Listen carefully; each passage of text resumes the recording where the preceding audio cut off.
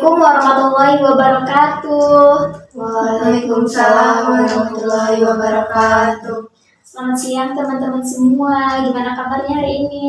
Alhamdulillah baik. Oke. Jadi teman-teman di sini saya ini akan sedikit menjelaskan mengenai apa sih itu ruqyah. Jadi teman-teman sebelumnya udah ada yang tahu belum apa sih ruqyah itu? Kira-kira pernah dengar nggak sih ruqyah, kata ruqyah di benak teman-teman semua? Belum ya? Belum. Oke, jadi saya mau jelasin ya, kalau ruqyah itu ada dua jenis, ada ruqyah syariah, juga ruqyah syirkiyah. Jadi ruqyah syariah itu praktek meminta perlindungan dan pertolongan kepada Allah Subhanahu wa taala melalui doa-doa dan ayat-ayat Al-Qur'an. Kemudian nas-nas dari ruqyah syariah juga merujuk pada kalamullah, juga hadis-hadis Rasul. Praktek ruqyah ini dilakukan dengan nas-nas dan hadis-hadis yang sahih. Jadi tidak sembarangan melakukan ruqyah dengan dalil-dalil yang palsu, dalil-dalil yang dhaif. Ruqyah ini dilakukan harus melalui dengan hadis-hadis yang sahih, dengan nas-nas yang benar-benar rujukannya ini bersumber dari Allah maupun ke Rasulullah. Adapun bacaan ruqyah ini yang pertama itu hendaknya berasal dari Al-Quran. Jadi ruqyah tidak bisa melalui bacaan dari buku-buku atau dari blogspot di Google begitu. Ruqyah ini harus merujuk kepada Al-Quran. Kemudian yang kedua, ruqyah hendaknya menggunakan asma dan sifat-sifat Allah seperti Asmaul Husna yang 99 itu. Contohnya ketika hendak meruqyah kita bisa mengucapkan Ya Allah, Ya Malik, Ya Kudus, kemudian dilanjut dengan bacaan-bacaan lainnya. Kemudian yang ketiga itu hendaknya berasal dari apa yang terdapat dalam sunnah. Yang keempat, hendaknya menggunakan bahasa Arab. Jadi ketika kita meruqyah, kita tidak bisa menggunakan bahasa Indonesia, bahasa Inggris, ataupun bahasa Mandarin dan bahasa lainnya. Hanya bisa menggunakan bahasa Arab.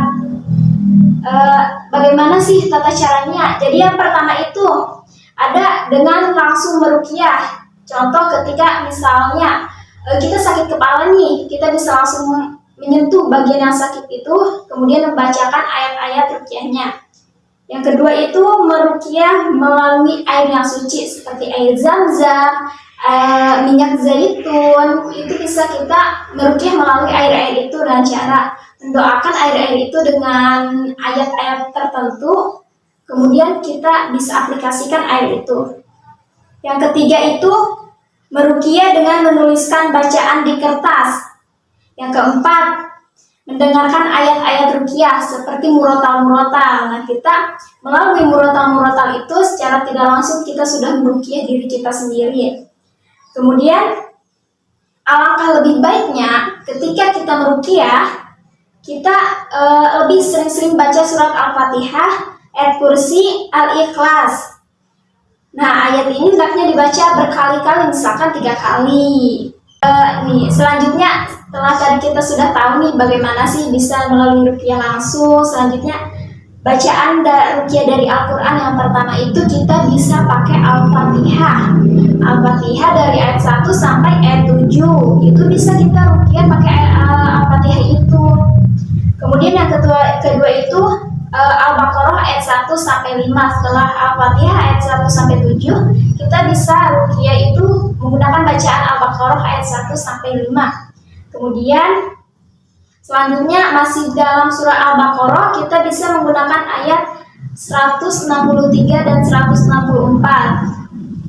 Selanjutnya meruqyah juga bisa pakai surat Al-Baqarah juga ayat 255 dan 257. Jadi dari surat Al-Baqarah itu banyak banget faedahnya.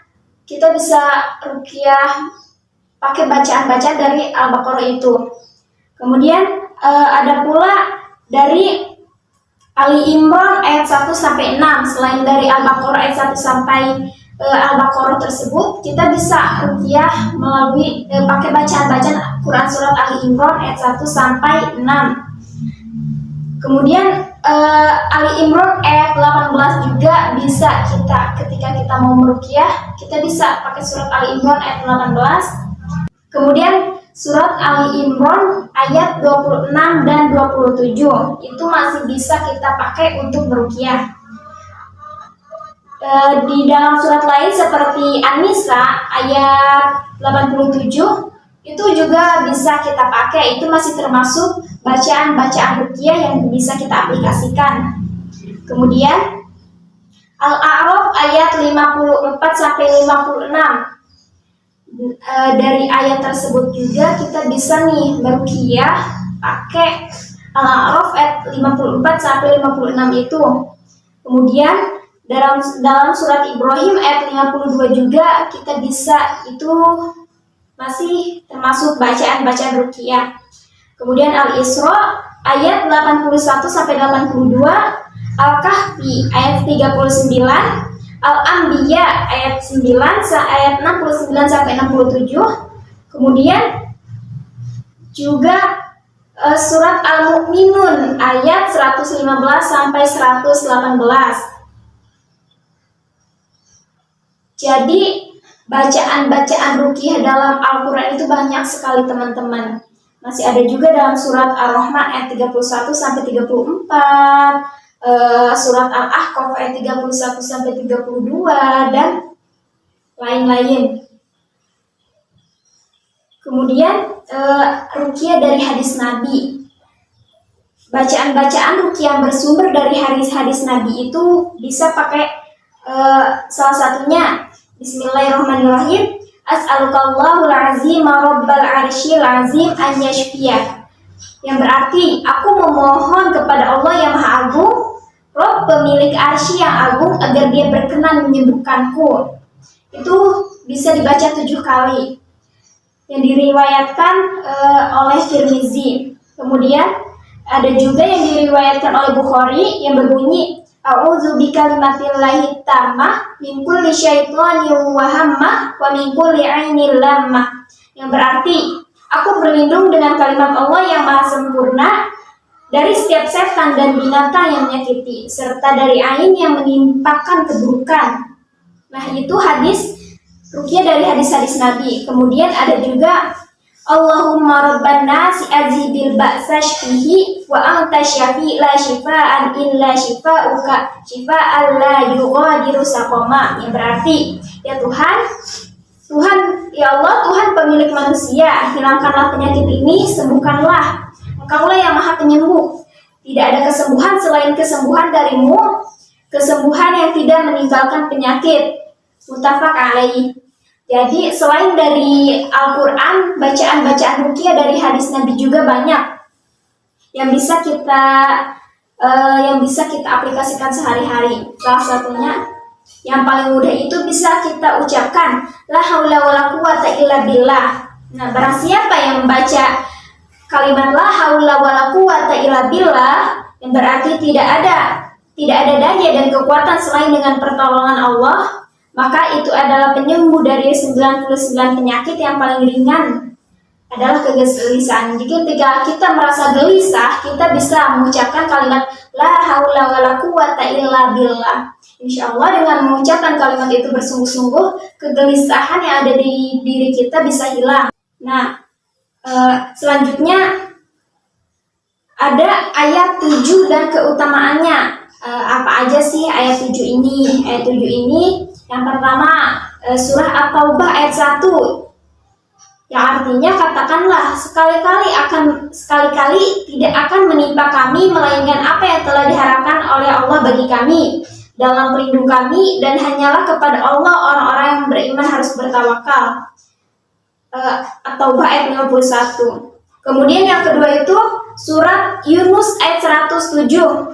Yang kedua surat Hud ayat 6. Yang ketiga surat Hud ayat 6. Yang keempat surat Hud lagi ayat 56.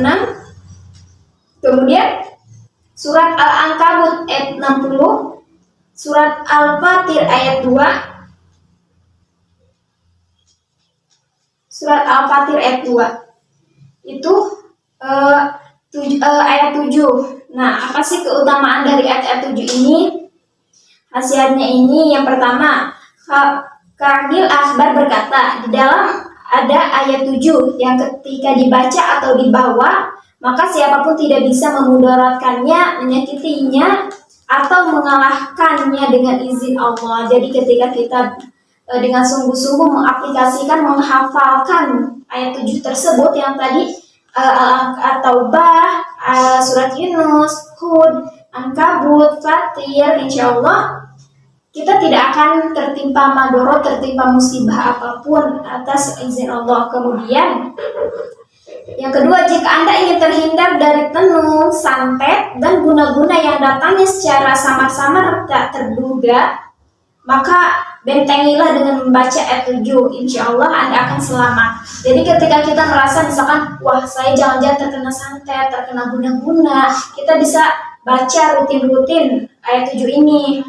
Insya Allah dengan sering-sering kita baca ayat 7 ini, santet, guna-guna itu tidak akan mempan di kita. Kemudian bila dibaca tiap pagi sekali dan tiap sore sekali ayat 7 ini, maka tidak ada satupun dari golongan jin dan manusia atau binatang-binatang buas yang dapat menyakitinya.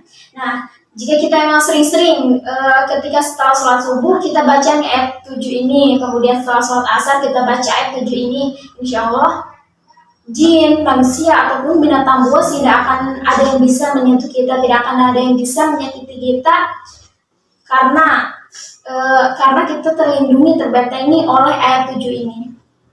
Jadi begitu teman-teman, begitu banyak ayat-ayat ruqyah yang bisa kita aplikasikan sehari-hari dari Al-Quran. Banyak banget surah-surah Al-Baqarah, baik surah Hud, surah Al-Kabut, surah Al-Fatihah tentunya yang selalu kita baca tiap hari saat sholat. Surat Al-Fatihah itu mengandung penyembuhan, bisa menyembuhkan penyakit kita, bisa melindungi kita. Jadi kita harus selalu beribadah, salah satunya sholat, karena dari sholat itu kita bisa terhindar dari segala mara bahaya. Insya Allah jika kita percaya pada Allah, jika kita percaya akan pertolongan Allah, dan kita mengaplikasikan, mengamalkan ayat-ayat 7 dan ayat-ayat bacaan ruqyah lainnya, insya Allah kita akan selalu selamat kapanpun dan dimanapun. Mungkin ada yang ingin ditanyakan dari teman-teman semua? Tidak ada. Oke, jika tidak ada, jika tidak ada yang ingin ditanyakan, mungkin sekian pemaparan materinya. Kurangnya mohon dimaafkan. Wassalamualaikum warahmatullahi wabarakatuh. Waalaikumsalam warahmatullahi wabarakatuh.